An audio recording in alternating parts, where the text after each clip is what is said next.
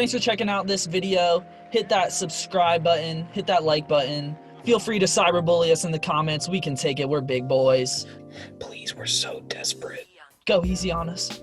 Welcome to A Tribe Called Fantasy with your hosts, Greg and Justin. At number 40, starting off our countdown, we have Laviska Shenault Jr. Week 2, he had 3 catches for 35 yards on 4 targets and rushed the ball 5 times for 37 yards. This upcoming week, he has a very desirable matchup against the Miami Dolphins. Definitely a deep league flex consideration. He's third in the team on snaps. They're designing run plays for him, heavily involved in the offense, and overall just a playmaker. His rapport with Gardner Minshew is growing each week. I think by the end of the year, he'll be even better than he is now. Next on the list, we have Humphries. Week 2, he caught 5 passes for 48 yards and a touchdown, had 6 targets. This week, he has the Vikings on his shit list. Just like every white boy in the slot, this guy's a PPR machine. Safe floor, not necessarily going to get you a ton of points. You can lock in 8, second on the team in snaps, and overall, you're just really hoping for a touchdown. You best believe Tom Brady's eyeing him up. Next up, we have Michael Gallup on the Dallas Cowboys. Week 2 had a mediocre 2 receptions, but for 58 yards, had 8 targets. This upcoming week, he has the Seahawks. Coming off 2 disappointing weeks in a row, CeeDee Lamb really looks to be taking his role as the secondary pass catcher, but he still played 96 and 91% of the snaps these past 2 weeks. Jeudy is up next. Very hard name to spell. 4 catches for 62 yards and had himself 7 targets. He has a bit of a tougher matchup with the Bucs coming up. Yeah, 8 targets in week 1. With Cortland Sutton out, he's going to look to thrive in this offense. The quarterback play is definitely sus, but look for big things from Jerry Jeudy. Amazing route runner. Marquez Valdes-Scantling is next on the list. Last week, he had 3 catches for 64 yards on 7 targets. They got the Saints coming up. Looks like it's going to be a bit of a shootout. Definitely more explosive than his counterpart, Alan Lazard, but also a little less reliable. He drops easy passes from time to time, but he's definitely the big play guy. Might bust you off a touchdown. Things to look into, though, 54 and 63% snap count these past 2 weeks. He has great speed, so he might take you up over the top. Next on the list, we have his partner in crime, Alan Lazard. In week 2, he had 3 catches for 45 yards on 5 targets, also playing the Saints. Decent floor for a flex. Could have a big day if he gets a touchdown. The reason we put him ahead of Valdes-Scantling is strictly because he played 87 and 84% of the snaps. So he's definitely the pass blocker, or the run blocker, but also heavily utilized in the pass game. Aaron was also not afraid to throw at him in big play moments. So I think that's something to keep an eye on. I think the Saints will keep it competitive, and Aaron Rodgers has shown that he can go to him in crunch time and is not afraid to. Next on the list, we have Darius Slayton, a bit of an up-and-down player. Week 2, he dropped down to 3 catches for 33 yards, but did have 8 targets, but definitely a decrease from week 1 where he had 6 catches for 102 yards and 2 touchdowns. They got the 49ers coming up who are looking pretty banged up, though. Hard to say you ever want to start a Giants wide receiver, but if you have to pick one, this is the guy. He's the number 1 wide receiver, 85 and 89% snap counts over the last 2 weeks. And the banged-up 49ers are not looking great. Richard Sherman's on IR, so the secondary is a little questionable. If you have to pick one, I would go with Darius Slayton. Corey Davis is next on the list. Last week, he had 3 catches for 36 yards and a touchdown, had himself 5 targets. He's got the Vikings coming up. Expected a little more from him last week with A.J. Brown being out, but still delivered through with the touchdown. Risky play for wide receiver, too. If you've ever started Corey Davis, you know why. He does have a steady floor, though, considering that A.J. Brown will be out for the next few weeks at least. The thing to worry about is that the Titans love to run the ball, but with the Vikings matchup, you can't go wrong. Corey Davis has also just been very inconsistent in the past years, so it's just something to keep in mind. He's definitely a player who will absolutely burn you. Next on the list, we have N'Keal Harry. Last week, he had 8 catches for 72 yards on 12 targets. Next matchup is the Raiders. He's definitely found a role within the offense, but it's doubtful he'll ever get that volume in the near future. We had a shootout on Monday night between the Patriots and the Seahawks. Raiders definitely look a little suspect in the secondary. Drew Brees didn't look great, but still put up some yards. He's second in snaps to Damiere Byrd, believe it or not. The Raiders are also coming off of Monday Night Football, so fatigue may play a factor. Who knows? Doubtful. Agreed. Next on the list, we have Russell Gage on the Atlanta Falcons. Week 2, he caught 6 passes for 46 yards, had himself a touchdown, and had himself 9 targets. This upcoming week, the Falcons are taking on the Bears.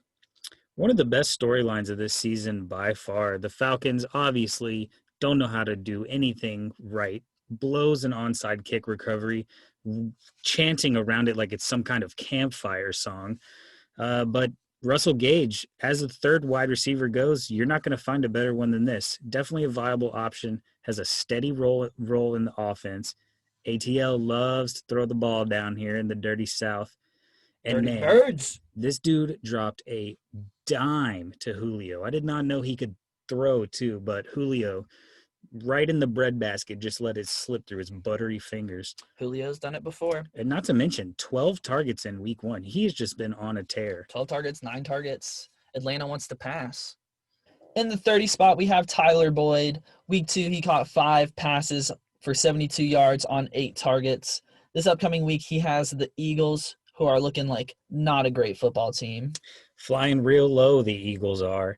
Tyler Boyd definitely. That was nice. Thanks, man. Tyler Boyd is definitely somebody you want to look into, but not somebody you can count on to have 8 targets every game. Joe Burrow threw 61 times. I repeat, 61. So if A.J. Green catches a few more balls, probably not going to have the week he did, but he's a solid flex play, so you can't count him out. Next on the list, we have previously mentioned A.J. Green. No one knows what the A stands for. No one knows what the J stands for. Green is a color. Caught 3 passes for 29 yards in week 2. Had himself 13 targets, though. Yeah, he's also playing the Eagles, and his targets look good, 9 and 13 in week 1 and 2, respectively. But what is he doing? Dropping 10 targets? I wouldn't necessarily say he dropped them all, but he dropped a few big ones. Didn't help Joe Burrow out. And like I said, 61 attempts, not going to be happening often. We definitely like A.J. Green a little more than Tyler Boyd just because of the history that A.J. Green has, and we know the talent's there. Hopefully he's just shaking some rust off. And that target share being up is huge. Very huge. Next on the list, we have Keelan Cole. Week 2, he caught 6 passes for 58 yards, had himself a touchdown as well, had 7 targets. This upcoming week, he has the Miami Dolphins. Touchdowns in back-to-back weeks. Honestly, one of the best surprises of the season, I would say. He looks really good. He's one of Minshew's favorite targets. Not necessarily there for the big play. That's going to be more DJ Chark's role, but definitely a consistent player who is a good PPR machine, honestly. Next on the list, Brandin Cooks. Week 2 had 5 catches for 95 yards on 8 targets. Has a rougher matchup against the Steelers. Also had a bit of a rough week 1, but bounced back great in week 2. The week 1 was due to injury, but looked to have good rapport with Watson, and he looked his way instead of Fuller almost the entire game. Fuller finishing the game with 0 catches for 0 yards. I don't think you can count on that happening again. I don't think you can either, but that's not what you want to see. Brandin Cooks on the come up. He's a good wide receiver. The more time that him and Deshaun Watson get together, the better. Would you say Brandin Cooks is slept on? I think people know he's a good receiver. He's just been bouncing around all these places. He went from the Saints to the Patriots to the Rams. I forgot he was on the Patriots. Yeah, it's crazy. They just keep moving him. I don't know why. Concussions. Next on the list, we have T.Y. Hilton. He had 3 catches last week for 28 yards on a kind of sad 5 targets, but hoping to bounce back against a trash Jets team. He had 9 targets in week 1, but yeah, last week was rough.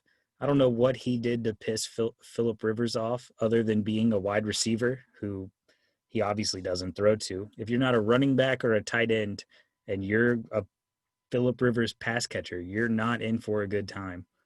The receiving core is pretty banged up, though, with Doyle and Paris Campbell out. RIP Paris. That's the only reason you can hope that he keeps up his consistency from the past couple of years. But if not, he's just going to keep sliding down these rankings. Next on the list, we have DK Metcalf. Week 2, he had 4 catches for 92 yards and a touchdown on 6 targets. Absolutely burned Stephon Gilmore. This upcoming week, he has the Dallas Cowboys trying to contain him. They won't be able to. Have no faith in Dallas to contain anyone, honestly. They let up a bunch of receiving yards, a bunch of touchdowns this week, one by a miracle like we talked about earlier. And DK Metcalf is really showing some good rapport with Russ in his second year. Week 1 had almost the same stat line as week 2. 4 catches, 95 yards, and a touchdown on 8 targets instead of 6. But if you can beat Stephon Gilmore, you're looking good. You definitely want a piece of that Seahawks offense. In the 24 spot, we have John Brown. Week 2 caught 4 passes for 82 yards and a touchdown with some double-digit targets, had 10 targets. This upcoming week, he has the Rams, so a bit of a tougher matchup. Hopefully Jalen Ramsey will be covering Stefon Diggs a lot, so he might actually get some love. His role's a little bit smaller than it was last season, strictly because of Diggs, but he's a PPR guy, gets a lot of big targets. Josh Allen's looking to have a good year, already has 2 career high in passing yard games. What's next for these guys? Josh Allen has that previous rapport with John Brown too, so you know that there is that baseline with John Brown and the Josh Allen connection. Next on the list, we have Jarvis Landry. Last week had 3 catches for 46 yards on 3 targets. So kind of a question mark on Jarvis Landry, but he's just a solid player. This upcoming week, he has put some respect on the name Washington, the football team, the Washington football team. The Washington no-names came off a big week 1, but put some respect on the name, Justin. The football team. The Washington no-names had a great week 1 with their comeback victory, but it's looking like that was all the Eagles' struggle and none of the no-name success. I think Jarvis can have a big bounce-back week. He came into the game injured, left a little banged up, but never actually left the game, but left the field a little banged up. OBJ only had 4 catches last week, so the run game really dictated all the offense. You don't look for that every week, but Baker looked better than he has in a while. Next on the list, we have Hollywood Brown. Week 2 had 5 catches for 42 yards on 6 targets. This week has the Chiefs. Had 5 catches and 6 targets last week in week 1, but he had 101 yards. So didn't get the big play you're hoping for this week. I think this is the week he will, though. The Chiefs is probably going to be a good matchup for them. It's going to be a high-scoring game, probably the game of the week if I had to take a guess. I would look for a lot of big plays and a lot of offense in this game.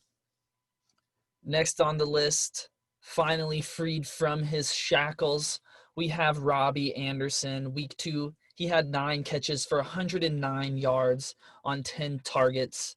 He's got the Chargers this coming week. That's coming off of a 6 for 114 and a touchdown game in week 1 off of 8 targets. Robbie Anderson is the biggest surprise this year. Who would have thought that not being on the trash Jets would help you? Did you think that, Greg?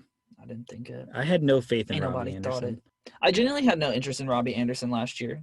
I know he's a burner, but this is way beyond anything I was expecting. But he is Teddy Bridgewater's favorite target. Teddy Bridgewater either throws it short or he looks for the long bomb. And I think he's going to be a must start for the rest of the season. Hot take. Agree. I honestly agree with that. Rounding up the 20s, we have Terry McLaurin. Last week, torched the Cardinals with 7 catches and 125 yards. Had himself 10 targets, and he is hoping to repeat and maybe add to that performance against the Cleveland Stinky Browns. Definitely should see some high volume with a banged-up secondary from the Bengals. Played really well last week, and with Dwayne Haskins not performing the best he ever has in the first quarter, pretty much every game, expect them to throw themselves back into this game, which is going to be great for Terry. So if you're a Terry owner, it's time. Not a question of talent, just a question of Dwayne Haskins and the Washington football team. No names. Cracking in to the teens. Cooper Kupp. Week 2 had 5 catches for 81 yards on 6 targets. Has a bit of a tougher matchup with the Bills coming up, though. Just signed a big contract on the 12th. Was expecting a little more from him, going to be honest, but he still looks good. He's yet to tear anything or hurt himself like the previous seasons. They're even giving him some returning duties, so hopefully he'll be able to keep up and maybe bust a big touchdown this week. In the 18 spot, we have Robert Woods in week 2, had 2 catches for 14 yards and rushed the ball 3 times for 19 yards and had himself a little touchdown. Also taking on the Bills with the homie Cooper Kupp. I think Higbee ate up a lot of his targets last week. The Bills' defense is definitely tough, but they're only 14th against wide receivers through week 2. I think you can expect Robert Woods to have a bit of a bounce back. It's good to see that he was involved in the running game because 2 catches for 14 does not make you sleep well at night if he's on your fantasy team and one of your starting wide receivers. Probably one of your star wide receivers. You invested a lot of draft capital into him, but we definitely don't think Tyler Higbee is going to repeat what he did last week. In the 17th spot, we have DJ Chark. Week 2 had 4 catches for 84 yards and caught every single ball that was thrown to him, taking on the Dolphins. Going up against a banged-up Dolphins defense, the secondary to be exact, I think this spells for a huge game. Gardner has been slanging that rock. DJ Chark sounds a little questionable after the first 2 weeks, but have faith, DJ Chark owners. This guy is the real deal. I speak as an owner.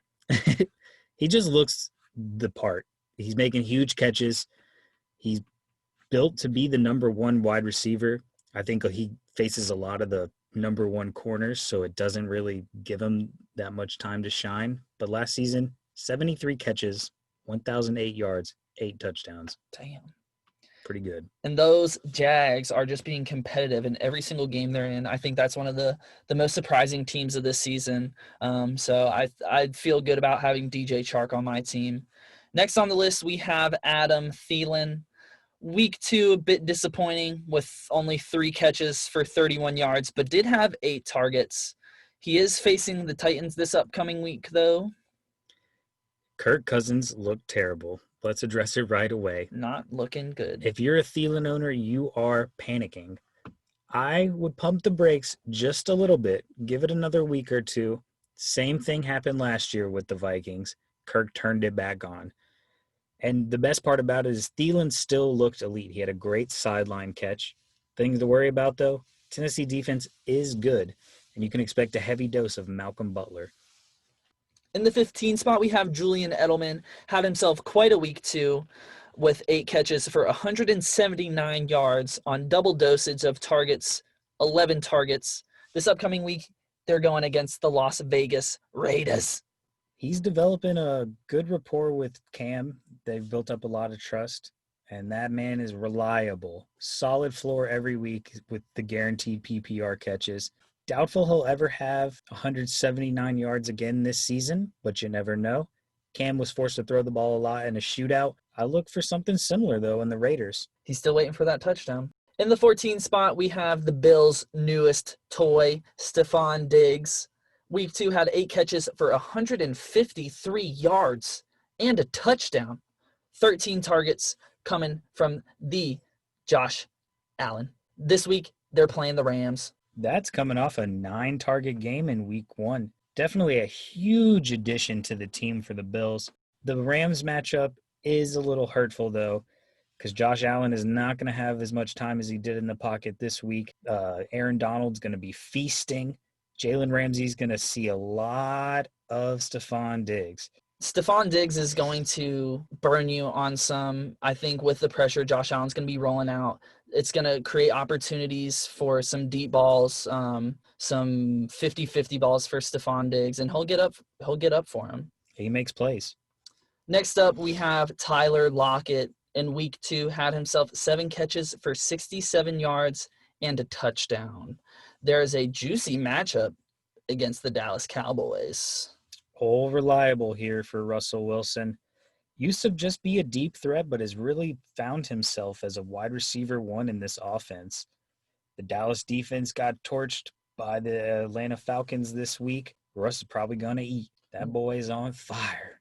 We do not think that DK Metcalf hurts Tyler Lockett at all. If anything, I would say it helps. It takes away some coverage, maybe a safety high. Play him. Play him.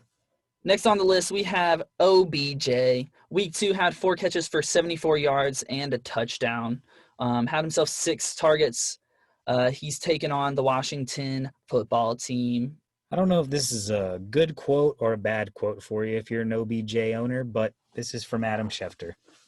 Browns have had no plans or discussions about trading Odell. No idea where anyone got that. Totally not true.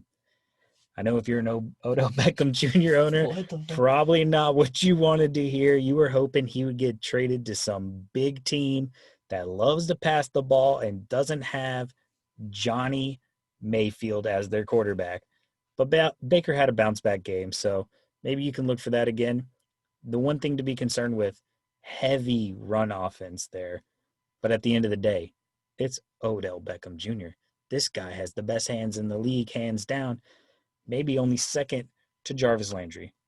That Adam Schefter quote sounds like a lie. It has to be a lie. Browns had no plans or discussions about trading OBJ. No idea where anyone got that. Totally not true. That shit sounds so fake. I may have snipped all those together. Oh, nice. To make it sound like like some 16-year-old at the lunch table. Oh my God. That sounds so fake. It probably is fake as shit. All right, we're moving on. Next on the list, we have Keenan Allen. Had 7 catches for 96 yards in week 2 and double-digit targets, 10 targets. This week, they're taking on the Panthers. The Panthers' defense has looked terrible. They've allowed a lot of points in the first 2 weeks. The thing to look out for here is Tyrod getting the start or is Herbert getting the start? Herbert was definitely feeding Keenan a little more than Tyrod. Herbert also just slaying that rock. Tyrod's a little bit more conservative.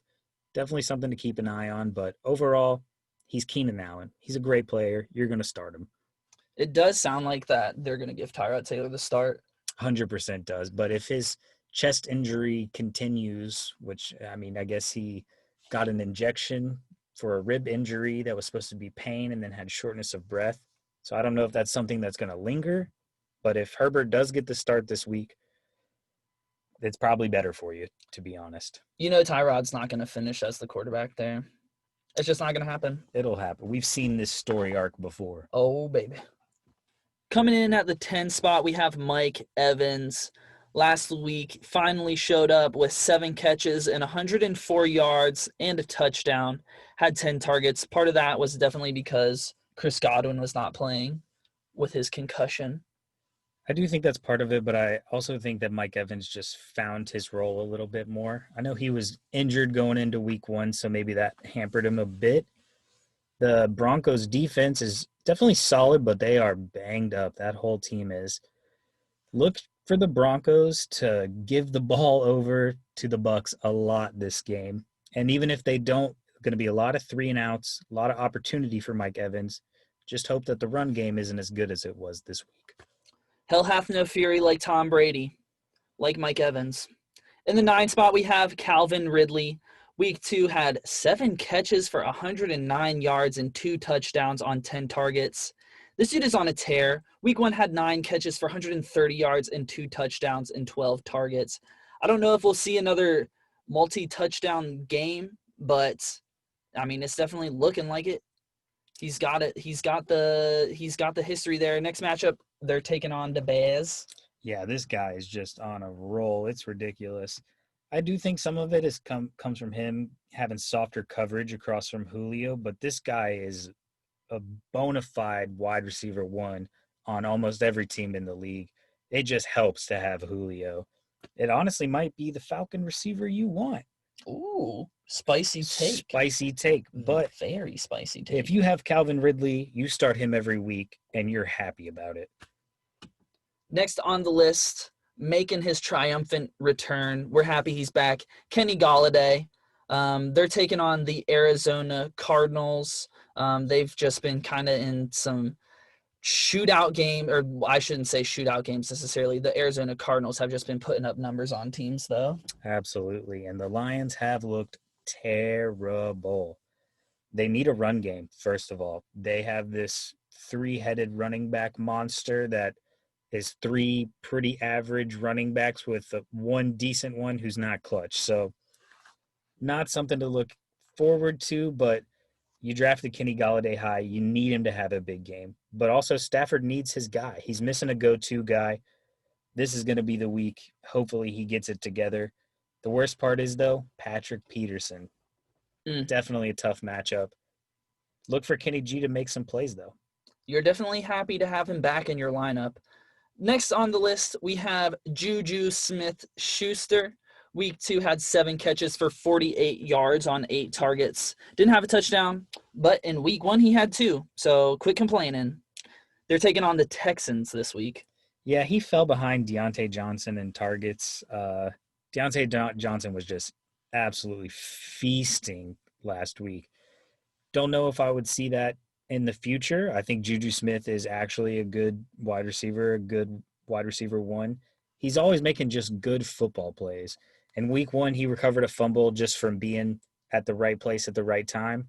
And then in week 2, he caught a deflection for being at the right place at the right time. At some point, it stops being right place, right time, and it's just you're hustling, you're making good plays, and that's JuJu for you. That's good insight right there, man. He's a dog. Hell yeah. In the 6th spot, we have Julio Jones. Week 2 had himself a pitiful 2 catches for 24 yards on 4 targets. Next matchup is going to be the Chicago Bears. Definitely looks like they just kind of tried to eliminate him from the game plan, which they definitely succeeded. His numbers could have been better if he didn't drop the aforementioned dime from Russell Gage. But he did have a quote saying he played through a hamstring injury this week. So take it with a grain of salt. Maybe he'll bounce back. Maybe he won't. Julio has some injury history, so that might be something to keep an eye on. But at the end of the day, he's Julio Jones. He's a beast. He's a monster. When he's healthy, he's potentially the best wide receiver in the league and has been for a long time. You start him every week. Cracking in the top 5, we have Chris Godwin. Week 1 had 6 catches for 79 yards on 7 targets, but missed week 2 with his concussion. He'll be back week 3, though. The Tampa Bay Buccaneers are taking on your Denver Broncos. I like Chris Godwin a little bit more than Mike Evans. I think the way he plays and his routes that he runs, they fit Tom Brady a little bit more than Mike Evans does.